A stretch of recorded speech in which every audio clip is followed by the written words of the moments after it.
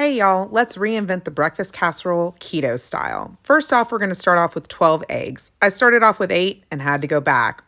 Salt, pepper, and some ground mustard is fantastic seasoning. That mustard really is the kicker on this. It does give it a really unique, wonderful flavor. Then we're going to go in with half and half. Make sure that they end up being a lighter yellow. Going to go in with some keto bread. Your typical breakfast casserole will call for 8 pieces. I'm only going to do 4. I had the heels of the bread left over, so I cut off that really dry part and just discarded it. I wanted to make sure that it wasn't too crumbly.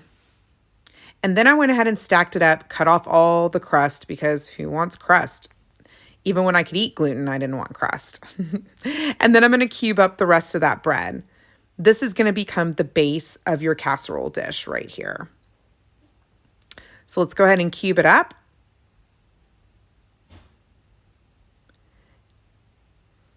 And while I'm cubing that, you'll notice that I also pan fried up some Jimmy Dean sausage. I use a full pound of Jimmy Dean sausage and I only use Jimmy Dean. I'm going to spray this with some avocado oil to keep it from sticking. I'm going to slide all those cubed bread slices that are keto bread in the bottom of my baking dish. And then I'm going to take some Costco bacon bits. These are delish. This is totally optional, but you can pretty much add any kind of meat. If you wanted Canadian bacon, go for it. I'm going to put all that good Jimmy Dean goodness on there and spread it out pretty evenly in the dish. I will note that I did not drain my sausage. The fat is actually pretty good for keto or carnivore. To make this completely carnivore, I would just omit the bread. You don't need it. Hubby shredded up some Tillamook extra sharp cheddar cheese that we got at Costco, and I measure this with my heart. So I have a big heart, so I use a lot of cheese.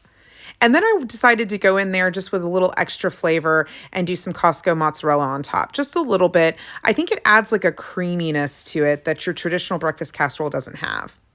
And then I went ahead and I took my egg mixture that's already seasoned up, poured it all over the casserole dish pretty evenly. You'll notice here I came back in with a little bit more later because that's where I came in with those 12 eggs total. The full recipe with ingredients and instructions are on my blog. Now that we've got that done, let's go ahead and top it off with some aluminum foil. Make sure to spray the side of your aluminum foil that will be against your cheese topping. Secure that pretty tightly. We're going to put this into our preheated oven. My oven is at 325 convection. That is 350 Fahrenheit for those that are not convection ovens. About 40 minutes in, I checked it and it needed to have the foil taken off and browned a little bit more. But here it is coming out at an hour and it was beautiful. Enjoy, y'all.